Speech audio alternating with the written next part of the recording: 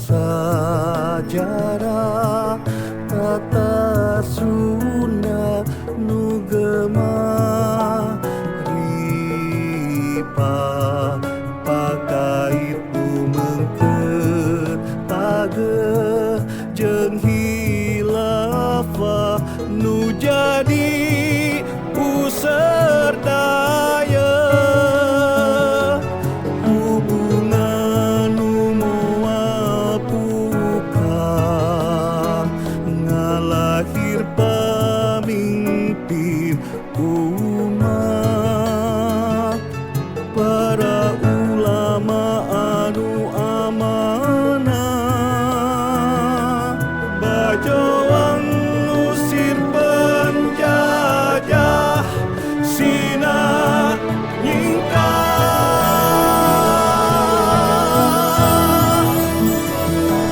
jejak khilafah di Tatar Sunda patilasan para ulama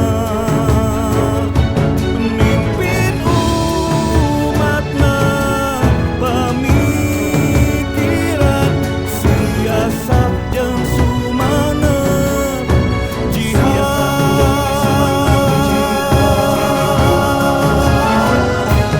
jejak khilafah di Tatar Sunda paninggalan nu moal sirna pieuteungan ayeuna jaga umat Islam bakal dijaya.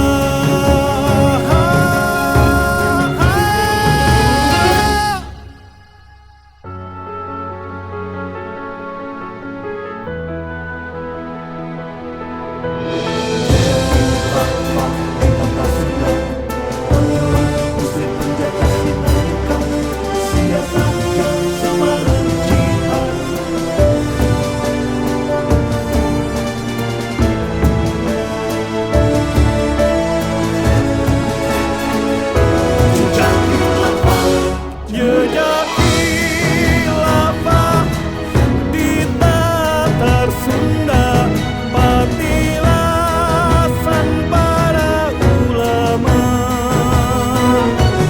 mimpin umatna pamikiran siasat jeung sumanep jihad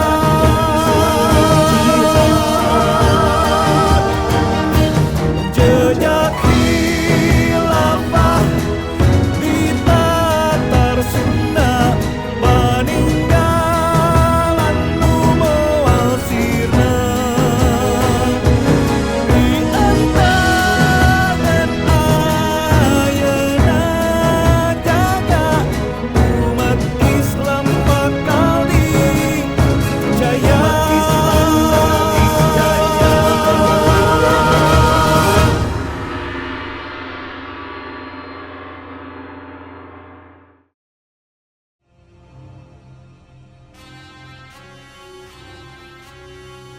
Kekuasaan Islam di dunia, termasuk Tatar Sunda, telah berlangsung lama. Keadilan, kesejahteraan, dan berbagai kegemilangan terlahir dari peradaban mulia.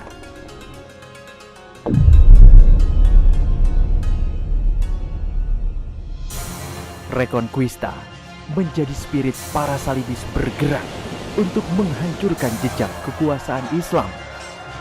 Gold, Gospel, Glory telah menjadi sebuah misi. Nusantara, Tatar Sunda di dalamnya kaya akan rempah dan sumber alam yang berlimpah. Inilah yang mendorong datangnya para penjajah.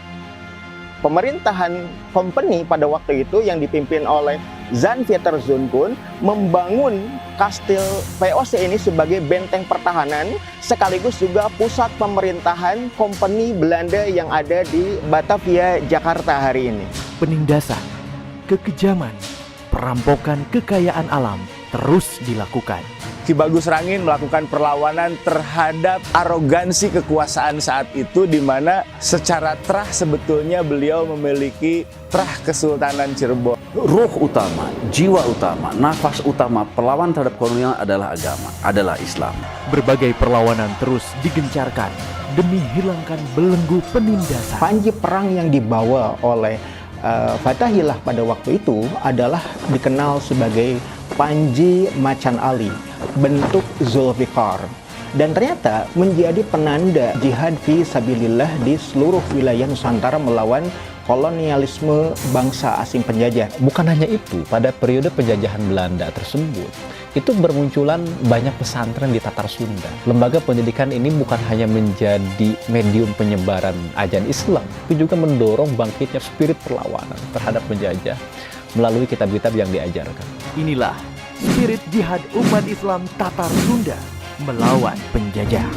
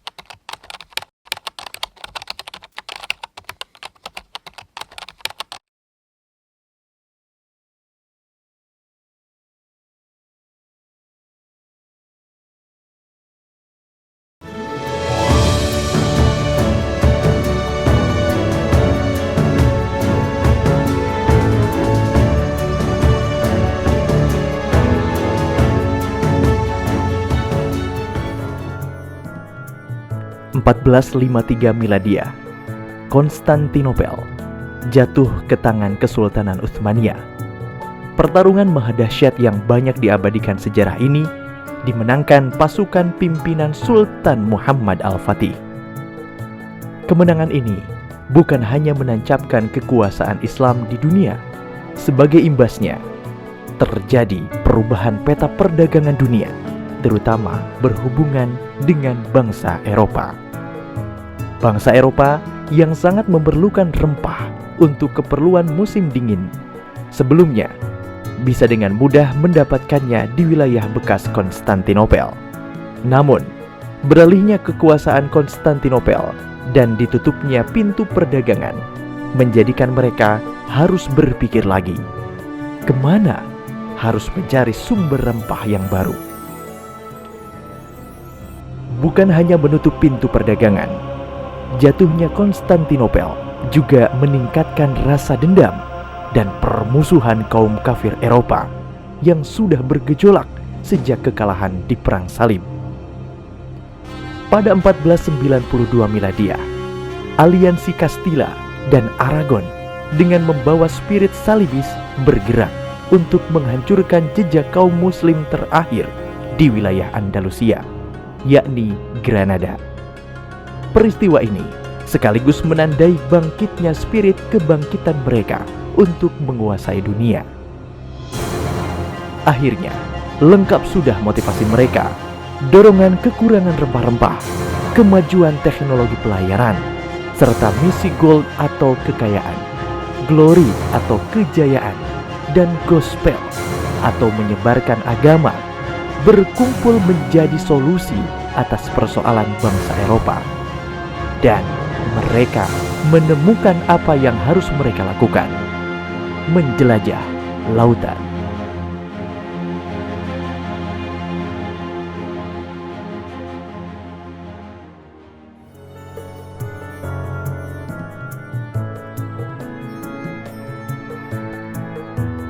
Membawa semangat 3G, gold atau kekayaan, glory atau kejayaan, serta gospel atau menyebarkan agama, Portugis memulai perjalanannya keluar dari Eropa sejak 1480-an. Setelah perjanjian Tordesillas tahun 1494 Miladiah, mereka fokus membangun rute penjelajahan ke arah timur. Hingga akhirnya, setelah melakukan beberapa misi pelayaran, mereka sampai di Malaka di bawah ekspedisi Diogo Lopes de Saqueira. Ada kepentingan antara dua negeri ini, Portugis dan juga Spanyol, hampir ada pergesekan. Maka di sanalah ada kemudian perjanjian Tordesillas. Ini sebuah tempat di Spanyol namanya Tordesillas. Di sanalah digagasnya itu pada tahun 1494, yang mana intinya ini adalah dunia dibagi menjadi dua ya oleh mereka itu. Wilayah barat diserahkan kepada Spanyol dan timur kepada Portugal gitu ya. Nah, maka kita tahu bahwasannya bagaimana mereka membawa misi 3G istilahnya itu. Ya, yaitu gold misi kekayaan ekonomi, ada glory politik kekuasaan, dan juga ada gospel yaitu misi penyebaran agama Kristen atau kristenisasi seperti itu. Pada tahun 1522 Miladiah, Portugis mendarat di Sunda Kelapa. Pada saat itu, Portugis mendapatkan penerimaan dari kerajaan Sunda pada 932 Miladiah hingga 1579 Miladiah. Bahkan, keduanya mengikat perjanjian yang ditandai prasasti Batu Padrao tertanggal 21 Agustus 1522 Miladiah yang ditanam di tepi pantai Sunda Kelapa. Dalam rangka merealisasikan isi perjanjian, Portugis datang kembali ke Sunda Kelapa pada 1527 Miladiah. Kali ini, jalan Portugis tak mulus. Pasukan gabungan dari Kesultanan Demak dan Cirebon yang dipimpin oleh Fathahillah sudah siap menghadang dan mengusir Portugis di Sunda Kelapa. Mereka tak sudi Portugis masuk ke Tatar Sunda dan berkuasa, layaknya mereka sudah melakukannya di Malaka. Perang besar pun pecah. Fathahillah bersama armada kaum muslimin akhirnya mampu memenangkan perang. 22 Juni 1527 Miladiah, Portugis berhasil diusir dan Sunda Kelapa resmi menjadi bagian dari kekuasaan Islam. Nama Sunda Kelapa kala itu diubah menjadi Jayakarta. Selain terusir dari Sunda Kelapa, Portugis juga mendapatkan penolakan dari kaum muslimin di tanah Nusantara lainnya. Hingga pada awal abad ke-17 Miladiah, mereka benar-benar pergi meninggalkan Nusantara.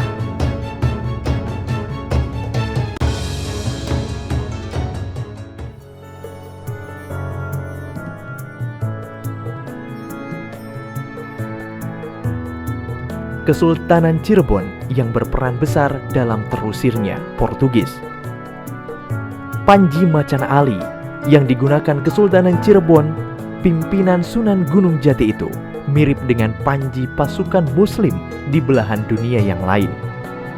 Ternyata, simbol pedang Zulfikar yang menjadi panji perang Utsmaniyah, Panji Sultan Utsman Ibnu Ertugrul, pasukan elit Yenisari atau Inkisyariyah, dan Laksamana Khairuddin Barbarossa Pasha, semisal dengan yang digunakan oleh Panji Macan Ali dari Pakungwati Cirebon.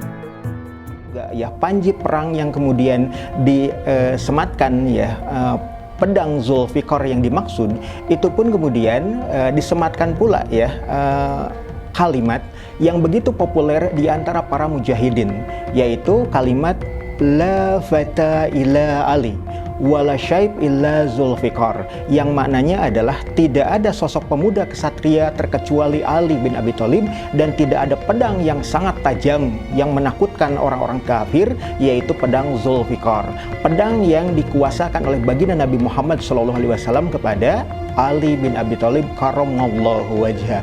Bahkan kosakata la fata illa Ali wala syaib illa Zulfikar pun itu menjadi pahatan yang sangat indah yang ada di meriam Ki Amuk yang tersimpan di depan keraton Surosowan yang ada di wilayah Banten Lama.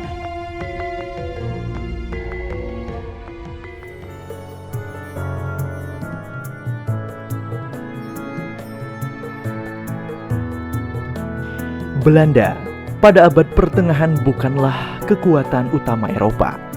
Mereka dijajah oleh Spanyol. Bahkan, akibat konfliknya dengan Spanyol, Belanda tak punya hak untuk membeli rempah dari pos perdagangan Lisabon yang saat itu dikuasai Spanyol.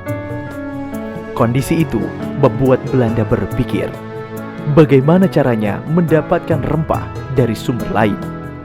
Berkenaan dengan kedatangan bangsa Belanda ke Banten yang pertama kali di tahun 1596, mulanya Sultan Banten saat itu Sultan Abdul Mafahir Mahmud Abdul Qadir menerima dengan senang hati salah seorang pedagang asing dari Eropa ini.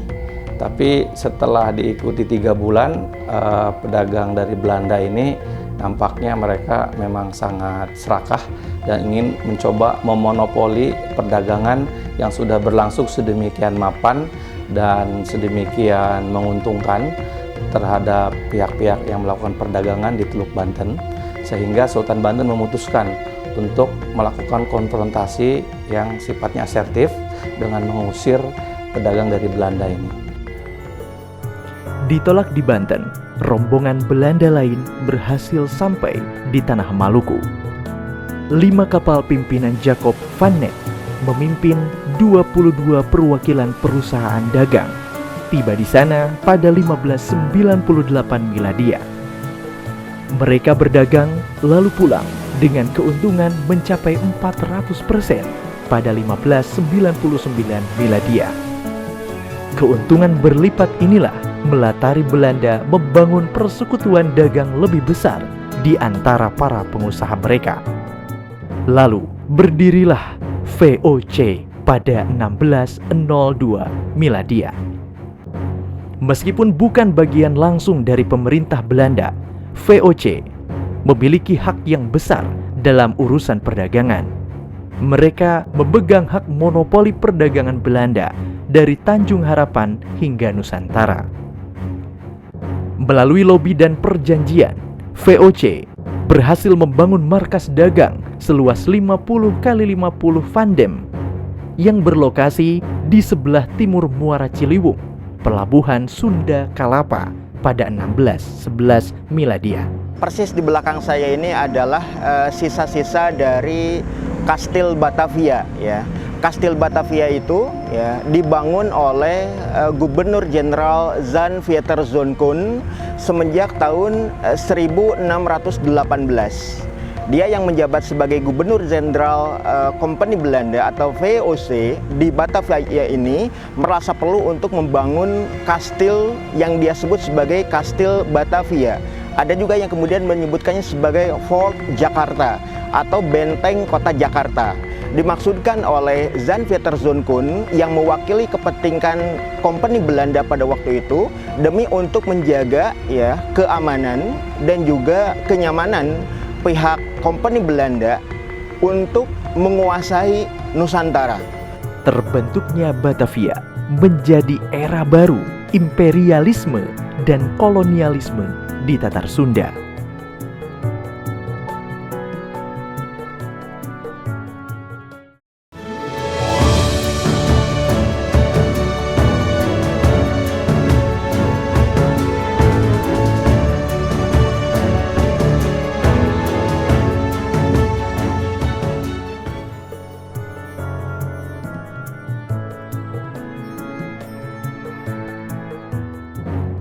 Kehadiran Batavia yang didirikan VOC memantik reaksi umat Islam di Pulau Jawa, termasuk Tatar Sunda. Mereka tak ikhlas VOC yang licik itu membangun kekuasaan di tanah kaum muslimin. Ya, penjajahan atau kolonialisme ya atau kolonialisasi itu dimanapun kan tidak bisa diterima.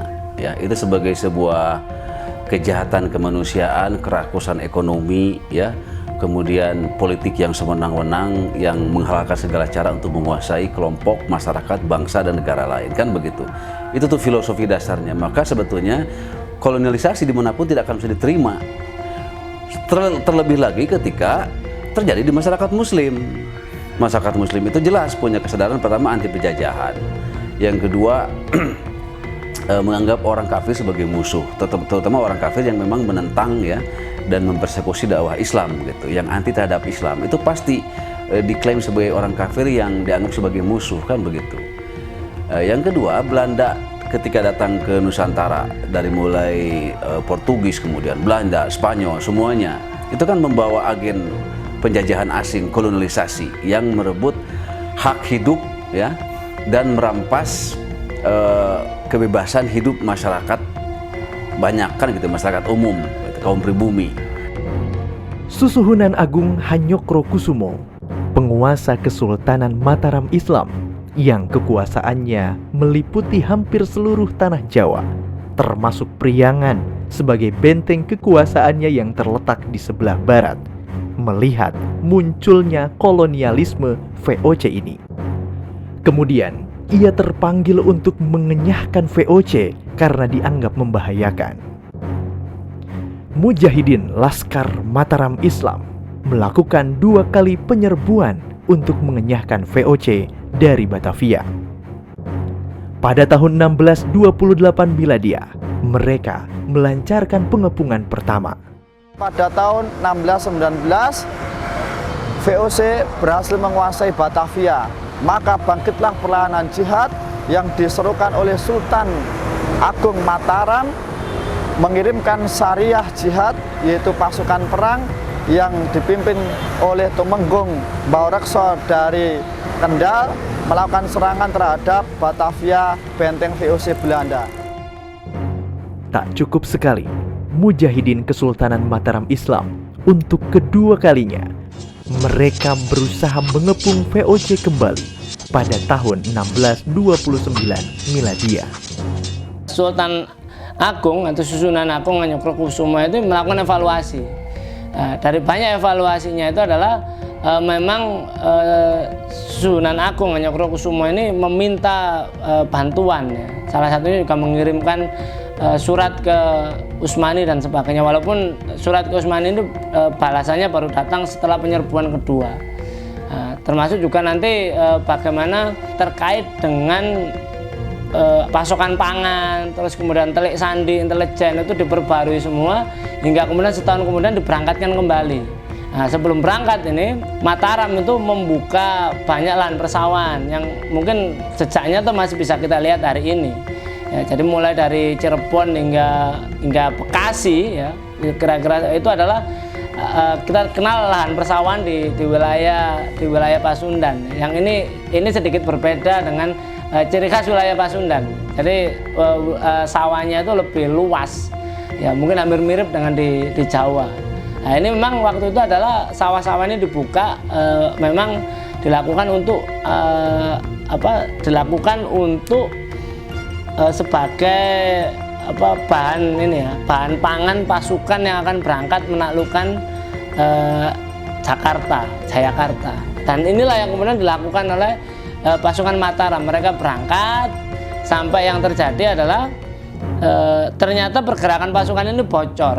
Ya, pergerakan pasukan ini bocor dan banyak lumbung-lumbung padi di sepanjang pantai utara itu yang dihancurkan oleh VOC. Ya, namun pasukan ini tetap berangkat dan kemudian berhasil mengepung Jayakarta dan melakukan pengepungan yang hampir mirip dengan pengepungan Surabaya beberapa tahun sebelumnya.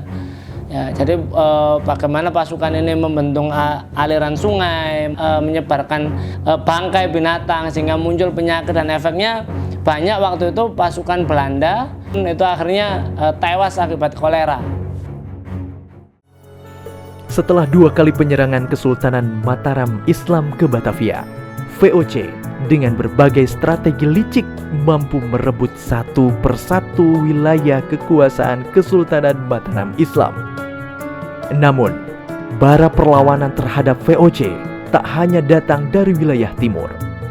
Dari ujung barat, Kesultanan Banten juga tak kalah heroik dalam melakukan perlawanan.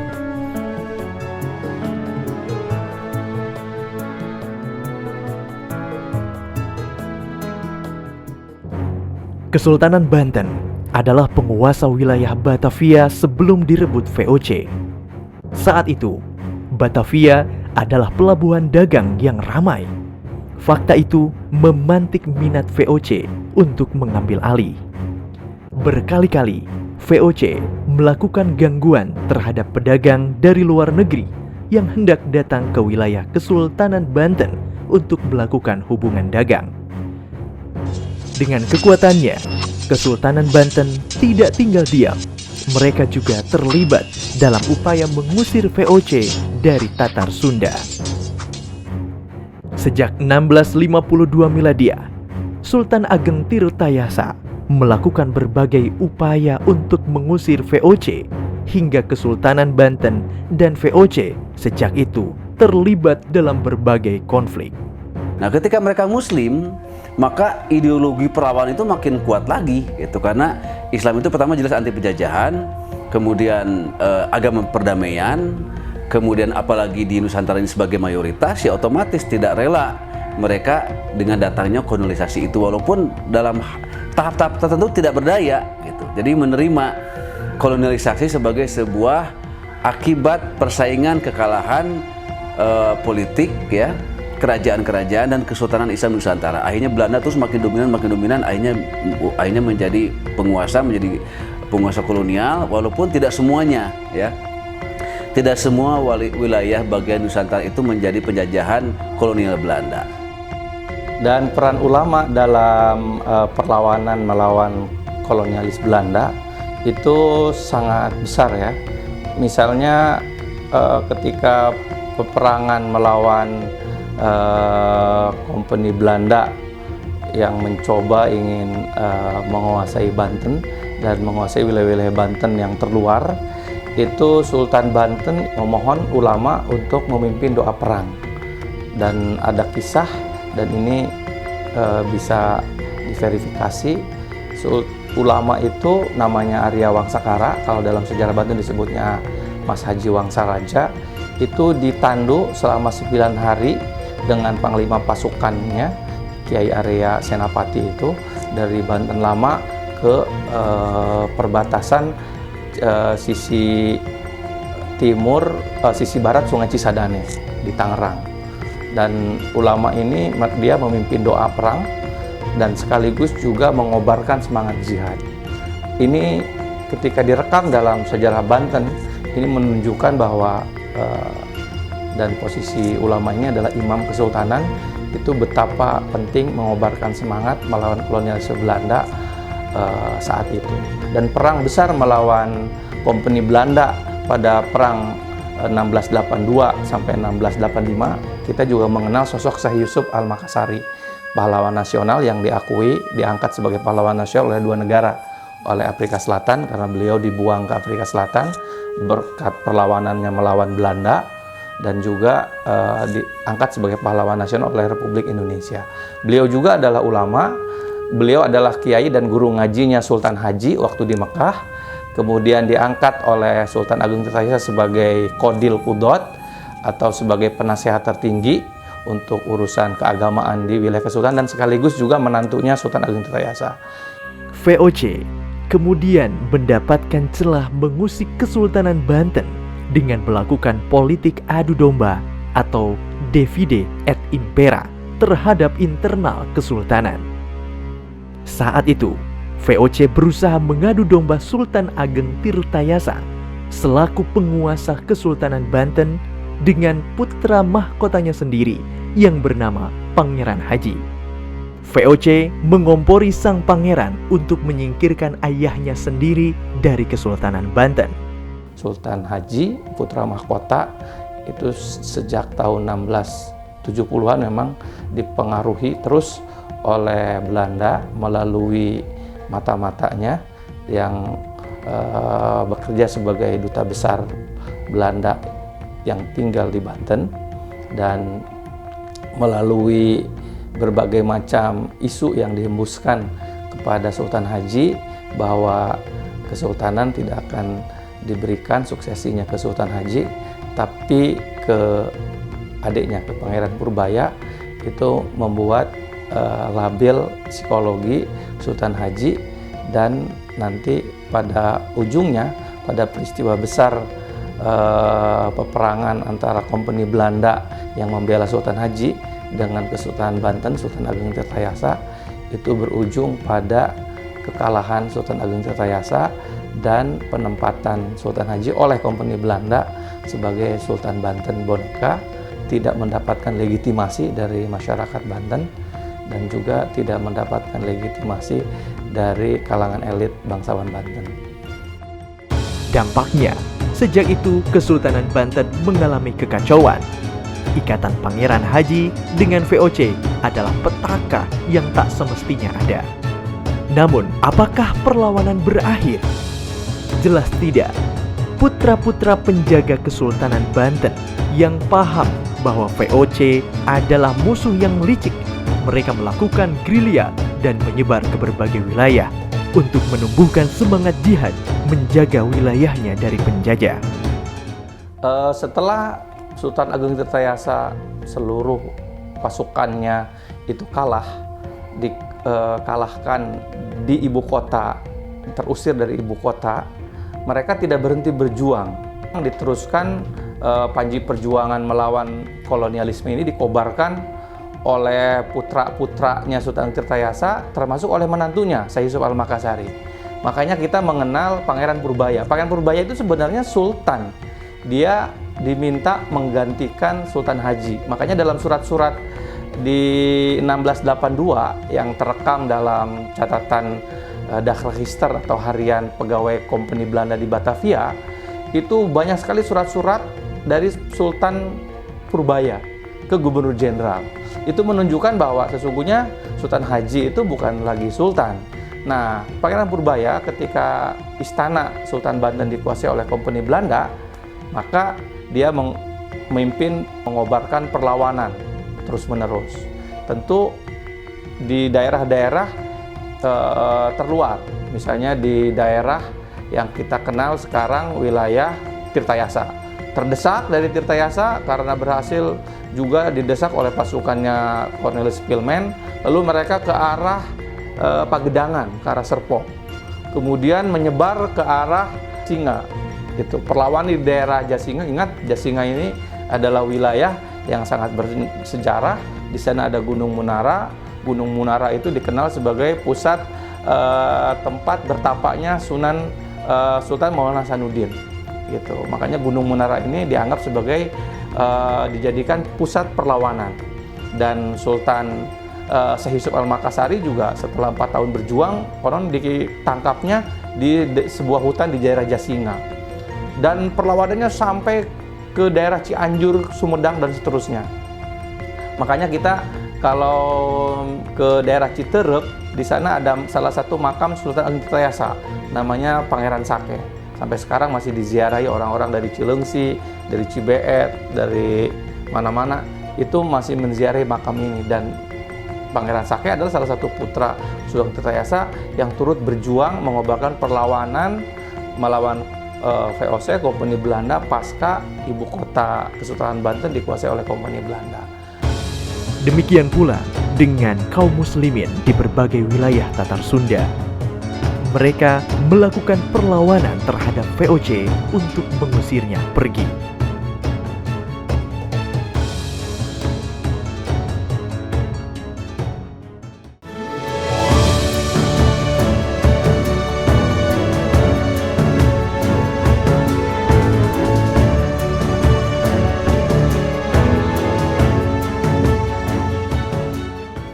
Belum berhasilnya upaya Sultan Ageng Tirtayasa dari Kesultanan Banten dan melemahnya Kesultanan Mataram Islam yang kala itu juga mengalami kemunduran di bawah Amangkurat I, membuat upaya perlawanan semakin berat.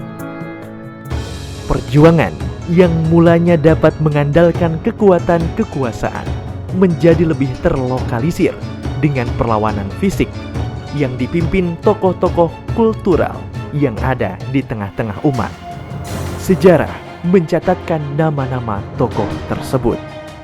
Mereka adalah para ulama alumni Hijaz yang mampu mendorong perlawanan dengan semangat jihad fisabilillah dan pekik takbir.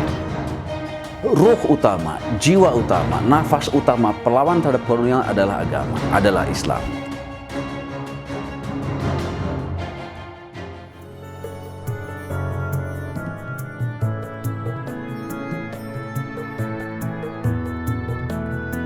Kerjasama Pangeran Haji dengan VOC menciptakan gejolak di tengah masyarakat Banten, terutama bagi mereka yang berjuang bersama Sultan Ageng Tirtayasa.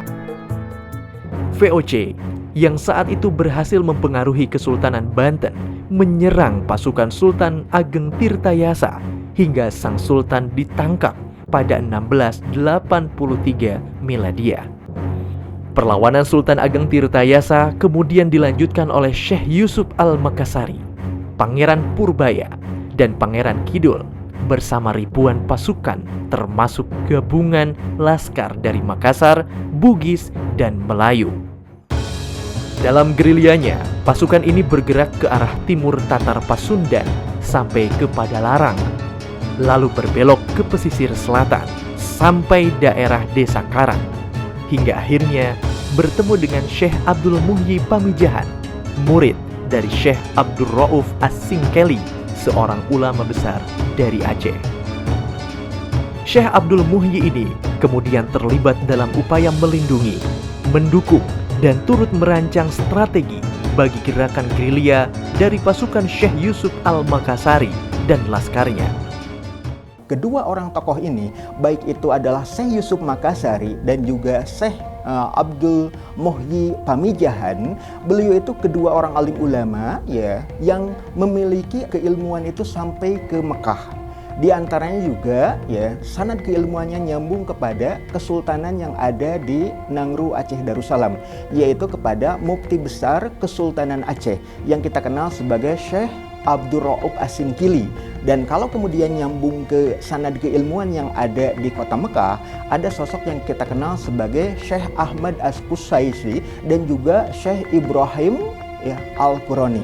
Maka dari sini kemudian kita lihat bahwa Syekh Abdul Muhyi Pamijahan kemudian menggelorakan kembali semangat perjuangan melawan kolonial Belanda.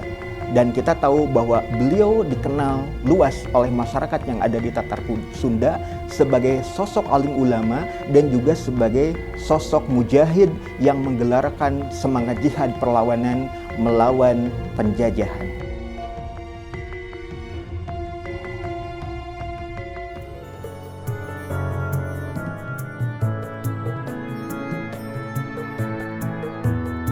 Sejak mendirikan Batavia, lalu menancapkan pengaruhnya di Kesultanan Banten, VOC terus memperluas hegemoninya ke tanah-tanah sekitarnya. VOC membangun pos-pos di wilayah yang lebih luas, tak terkecuali di Bogor, Cianjur, hingga Jampang. Untuk melipat gandakan keuntungan, VOC menggunakan sistem tanam paksa kepada penduduk setempat. Perilaku tak manusiawi ini memantik perlawanan dari sosok ulama pejuang bernama Haji Prawatasari. Aksi perlawanan Haji Prawatasari bersama pasukannya membentang dari Jampang, pinggiran Batavia, Bogor, Karawang, Priangan Timur, Banyumas, bahkan hingga ke Cilacap. Di antara lulusan Hijaz yang mengobarkan semangat api perlawanan melawan kolonial Belanda yang ada di Tatar Sunda itu Haji Prawatasari. Nama awalnya beliau dikenal sebagai Raden Alit Haji Prawatasari. Beliau pada tahun 1703-1707 mengobarkan api perlawanan melawan kolonial Belanda di wilayah Jampang, Cikundul, dan sekitarnya.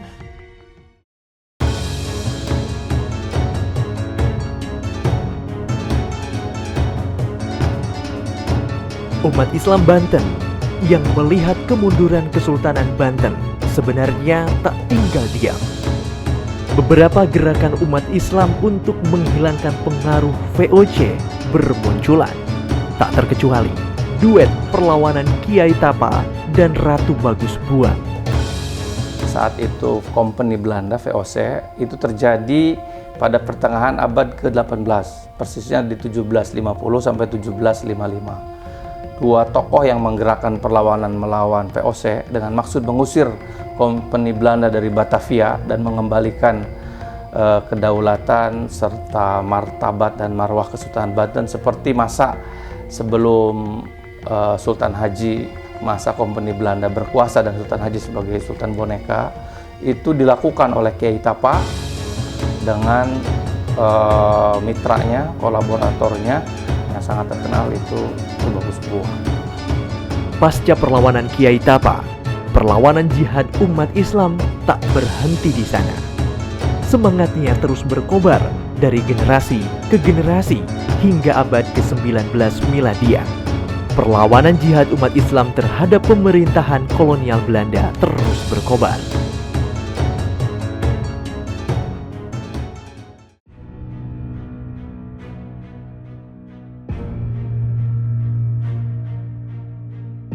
VOC secara politik memang berhasil menjarah tanah-tanah di Tatar Sunda dan meluaskan kegiatan dagangnya.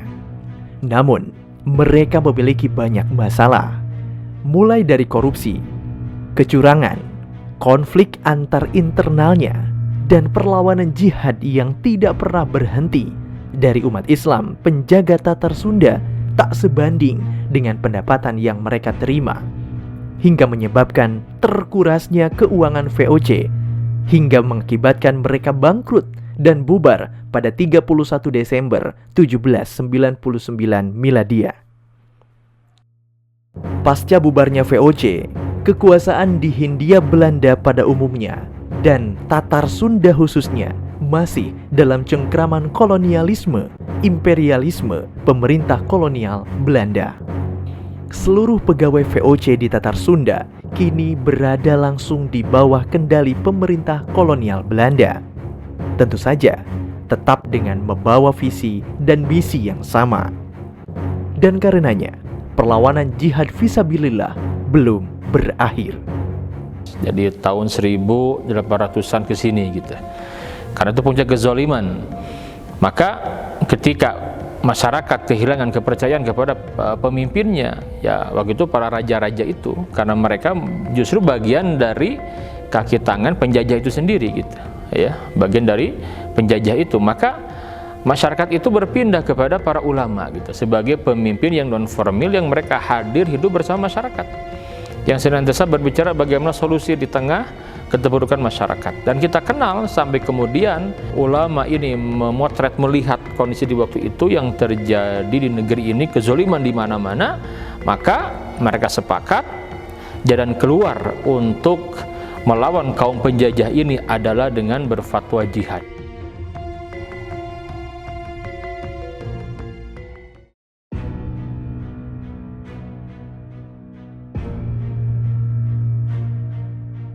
Orang-orang Belanda yang bekerja sama dengan pengusaha etnis Cina mampu menyewa tanah-tanah milik Kesultanan Cirebon yang sejatinya digunakan rakyat sebagai sumber penghidupan. Lokasi tanah tersebut terletak di utara Majalengka, Loh Bener, Dermayu, hingga Loyang. Kebijakan ini membuat umat Islam menjadi sengsara. Melihat kenyataan ini, tampillah sosok ulama pejuang bernama Ki Bagus Rangin memimpin perlawanan jihad fisabilillah. Beliau adalah sosok pejuang, beliau adalah sosok pergerakan yang ada di Majalengka yang secara terah sebetulnya beliau memiliki Trah Kesultanan Cirebon. Hampir 1 dekade, perjuangan Ki Bagus Rangin benar-benar merepotkan pemerintah kolonial Belanda. Puncaknya terjadi pada 1812 Miladia, ketika terjadi pertempuran Bantarjati. Ki Bagus Rangin ditangkap dan dibunuh oleh pemerintah kolonial Belanda. Ki Bagus Rangin boleh syahid, namun perjuangan penerus perlawanannya tetap berkibar dilanjutkan oleh santri-santri Cirebon. Ini ditandai dengan pecahnya Perang Kedongdong pada 1818 Miladia yang membuat pemerintah kolonial Belanda takluk. Menariknya pergerakan Ki Bagus Rangin berdasarkan catatan dan berdasarkan informasi para budayawan dan tokoh-tokoh juga mensinyalir gerakan Ki Bagus Rangin ini juga menjadi gerakan spirit awal atas perlawanan perang di Jawa sebetulnya, atas perlawanan ketidakadilan, perlawanan kedoliman terhadap arogansi kekuasaan saat itu. Perlawanan yang kontak fisik yang cukup besar yang tercatat adalah Perang Bantarjati, yang kemudian dilanjutkan perlawanan tersebut ke Perang Kedondong.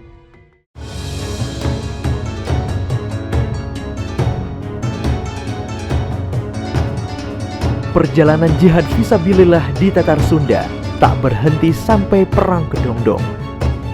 Di Banten, meletus peristiwa geger Cilegon. Terjadi pada 1888 Miladia, yang tokoh utamanya Kiai Haji Arsyad dan Kiai Haji Washid.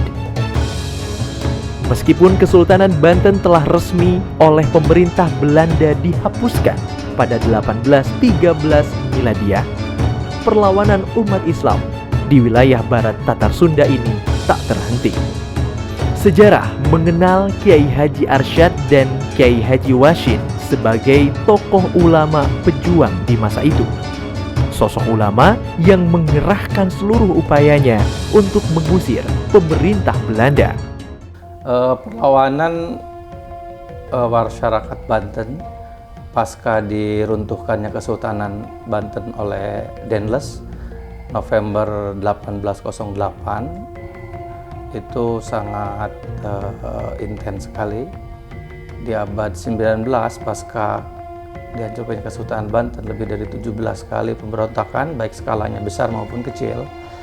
Satu di antara pemberontakan melawan kolonialisme Belanda yang skalanya lumayan besar dan disebutnya Perang Jawa Jilid II, itu adalah Geger Cilegon yang dimotori oleh Ki Wasid, adalah seorang ulama dan beliau dianggap sebagai murid dari Syekh Abdul Karim Tanara yang menjadi mursyid dan khalifah tarekat Qadiriyah Naqsabandiyah di Asia Tenggara, murid dari Ahmad Khotib Sambas.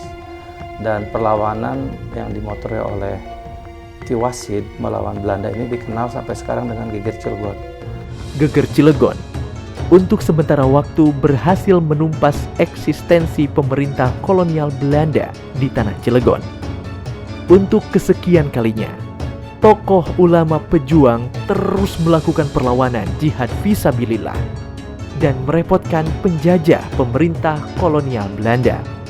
Semangat perlawanan jihad fisabilillah tak pudar dan terus menyala di dada generasi penerusnya. Batavia adalah pusat dari pemerintahan kolonial Belanda. Tentu saja, cengkraman kolonial sangat kuat. Di daerah ini terjadi juga pergolakan yang dipimpin tokoh-tokoh Islam. Ada sosok pahlawan heroik dalam perlawanan terhadap pemerintah kolonial Belanda, yakni Entong Gendut di wilayah Condet, Jakarta Timur. Di antaranya ada sosok yang dikenal sebagai kesatria Betawi ya. Namanya adalah Entong Gendut. Pada suatu waktu beliau datang ke konsul Turki Utsmani yang ada di Batavia ini untuk ya meminta dukungan ya, meminta juga kekuatan spiritualnya begitu. Bahkan kemudian meminta izin kepada konsulat Turki Utsmani yang ada di Batavia ini untuk apa? Untuk membawa bendera Turki sebagai legitimasi beliau untuk memimpin para kesatria yang ada di Betawi untuk melawan kolonial.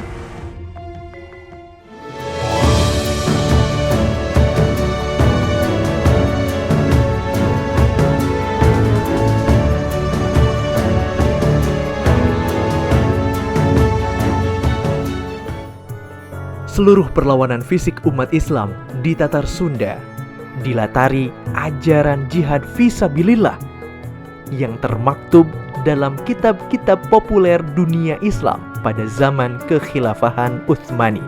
Tak sedikit dari kalangan umat Islam yang belajar menimba ilmu langsung di pusat-pusat keilmuan khilafah saat itu, yakni Hijaz.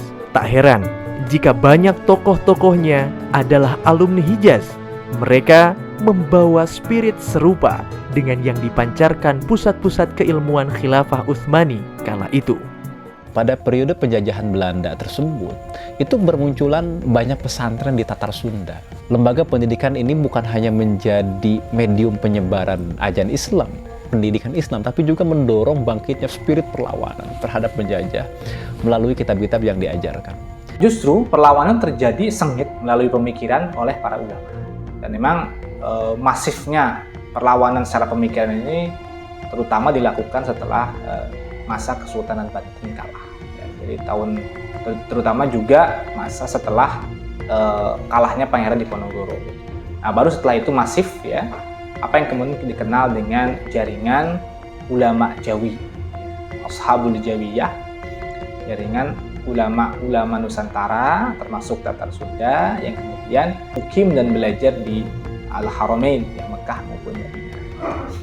Perlawanan fisik sangat intens melawan pemerintahan kolonial maupun melawan kompeni Belanda. Tetapi juga jangan lupa orang Banten itu juga melakukan perlawanan kultural yang berkesinambungan dalam bentuk adalah menolak kerjasama, menolak kebijakan-kebijakan, berbagai kebijakan pemerintahan kolonial, dan dalam bidang pendidikan dan pengajaran itu dalam bentuk adalah menolak memasukkan anak didik ke sekolah-sekolah ala Belanda. Dan ini digerakkan oleh para alim ulama di berbagai tempat, baik di Banten, di Mekah maupun di luar Banten.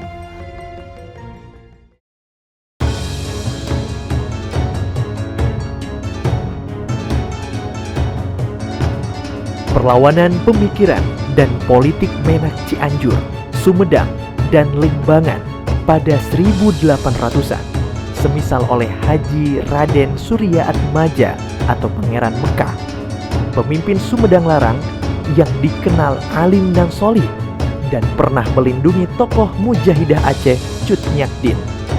Haji Raden Muhammad Nuh, pendiri Madrasah Al-Iyana Cianjur, dan ayah bagi Kiai Haji Raden Mama Abdullah Ibnu Nuh. Semuanya berkaitan dengan Hijaz di masa Khilafah Utsmaniyah. Saya ingin menegaskan Raden Muhammad Nuh.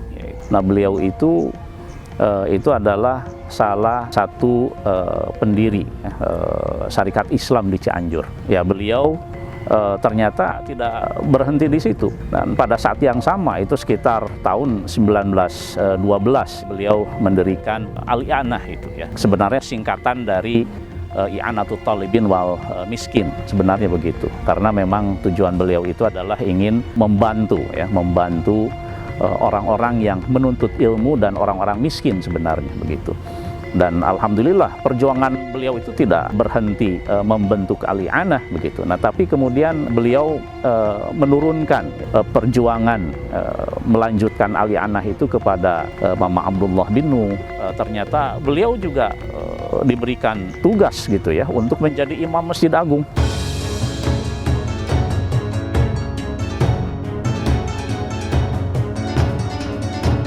Perlawanan pemikiran jaringan ulama Hijaz dan Mesir, terutama sanad Syekh Nawawi Al-Bantani pada 1815 hingga 1897 Miladiah.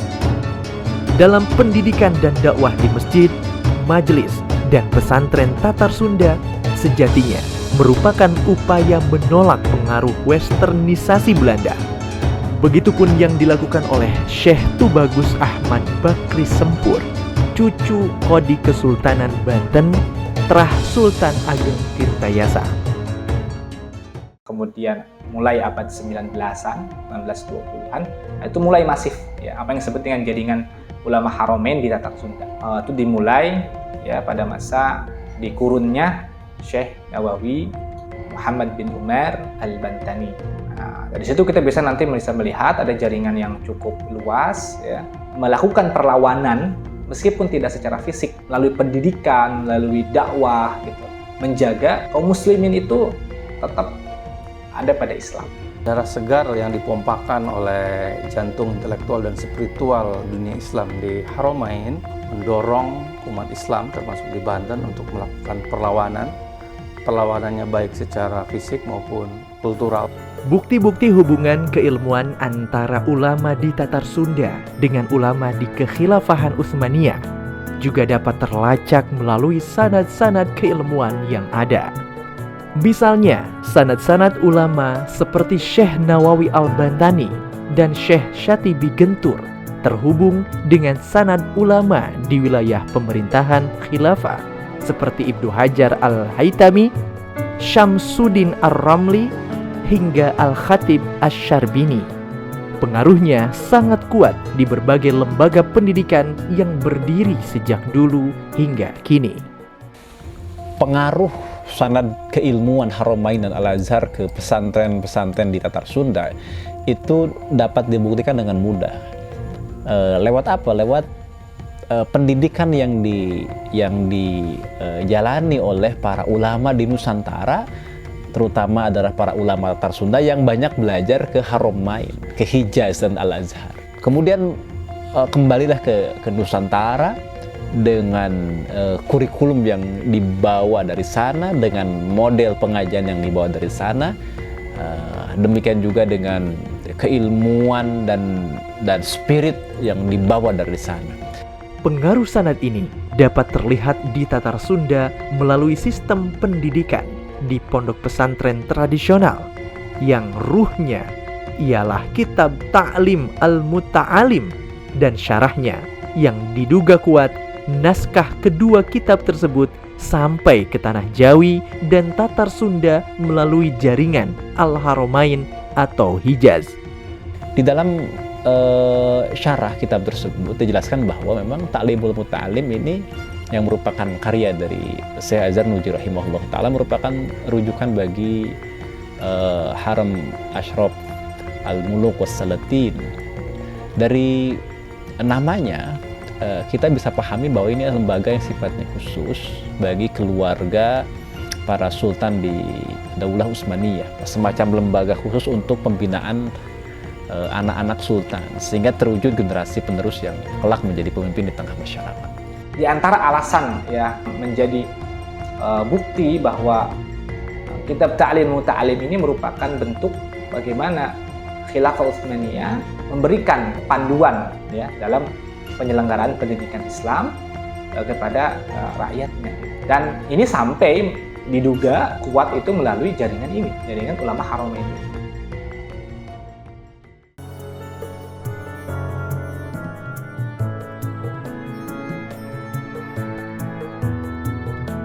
Memasuki abad ke-19 Miladia, muncul gaya perlawanan baru.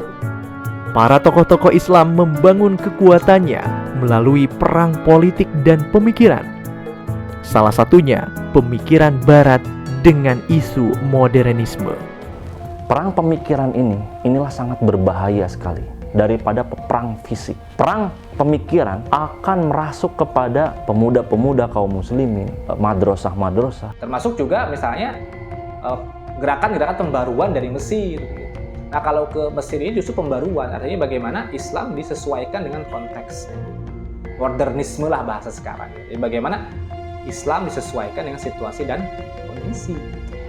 Selain modernisme, terdapat juga pemikiran yang memandang bolehnya memisahkan diri dari Khilafah Utsmaniyah. Salah satu penggagasnya adalah Syekh Muhammad bin Abdul Wahhab. Ya, termasuk mungkin yang sampai hari ini asarnya itu terasa bagaimana misalnya mengkritisi gerakannya Ibnu Saud misalnya yang dikenal, ya mungkin orang dikenal dengan gerakan Wahabi. Gerakan Wahabi Saudi itu ya bukan masalah di perbedaan fikih, sebetulnya ini masalah gitu. Tapi lebih ke yang paling masalah besarnya adalah peperangan mereka terhadap Khilafah Utsmaniyah. Ya secara syar'i mereka memberontak.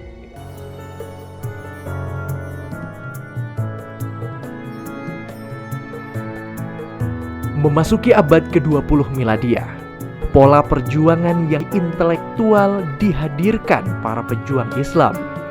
Di antara pergerakan Islam yang berkembang pesat di Tatar Sunda ialah Jam'iyatul Khair yang berhubungan dengan Ar-Rabithah Al-Alawiyah, jaringan para habaib di Nusantara, dan Sarekat Islam atau SI yang sebelumnya bernama Sarekat Dagang Islam. Berdirinya Sarekat Dagang Islam itu tidak lepas dari komunikasi para haji seluruh dunia di Mekah. Nah, salah satu tokoh yang sangat menonjol pada waktu itu secara politik internasional, pada waktu politik Islam internasional itu adalah Syekh Nawawi Al-Bantani, tokoh pribumi yang saat itu berkomunikasi dengan beliau, yaitu Pak Samanhudi itu.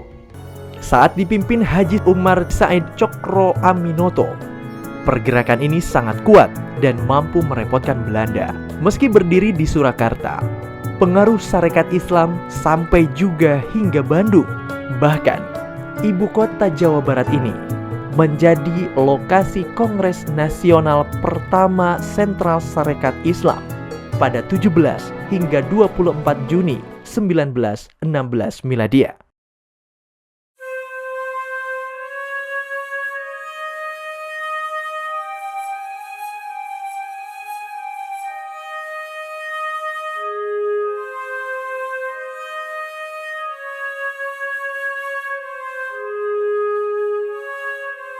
Pada tahun 1882 Miladiah, Khilafah Utsmaniyah di bawah pimpinan Khalifah Abdul Hamid II bersama para habaib dan hadromiyin di Batavia mendirikan konsulat di Batavia sebagai bagian upaya politik dan diplomasi khilafah di Nusantara, khususnya Tatar Sunda. Gedung konsulat Turki Utsmani yang ada di Batavia, tempat di mana pejabat dari pemerintahan Turki Utsmani yang mewakili kekhalifahan dan kesultanan Sultan Abdul Hamid yang kedua. Para konsul yang ada di tempat ini itu seringkali kemudian menjadi tempat curhat kalangan pribumi, baik itu orang-orang Sunda ya, orang-orang Betawi ataupun juga orang Jawa dan Nusantara pada umumnya. Ketika apa? Ketika mereka merasa teraniaya atau dizalimi oleh pihak kolonial. Termasuk juga pengadaan Kongres Umat Islamnya pun disupport sepenuhnya oleh konsulat Turki. Bahkan hasil kongres pada waktu itu ya, yang dihadiri oleh konsulat Turki Utsmani yang namanya Muhammad Amin Bey, itu merekomendasikan kepada para raja penguasa, kepada para pemimpin ataupun tokoh-tokoh perjuangan di Tatar Sunda, di Jawa Dwipa ataupun di Nusantara pada umumnya, untuk tidak taat kepada pemimpin kafir, untuk tidak mau tunduk kepada pemerintah kolonial Hindia Belanda. Itu pesan langsung ya dari konsulat Turki Utsmani yang ada di Batavia. Dan beliau ini pernah bertugas di gedung konsulat yang kini mewujud jadi museum tekstil yang ada di Jakarta. Jadi keberadaan para konsul itu adalah sebagai perwakilan resmi dari pemerintahan Turki Utsmani yang merupakan sultan atau raja Islam seluruh dunia atau yang kita kenal sebagai Khalifah kaum muslim.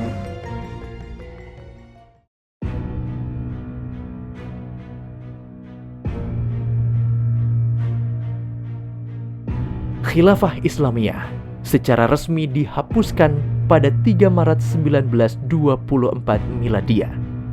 Hilangnya sistem khilafah berarti hilangnya sebuah sistem peradaban Islam yang menyatukan dunia Islam di bawah satu kepemimpinan berlandaskan syariat Islam.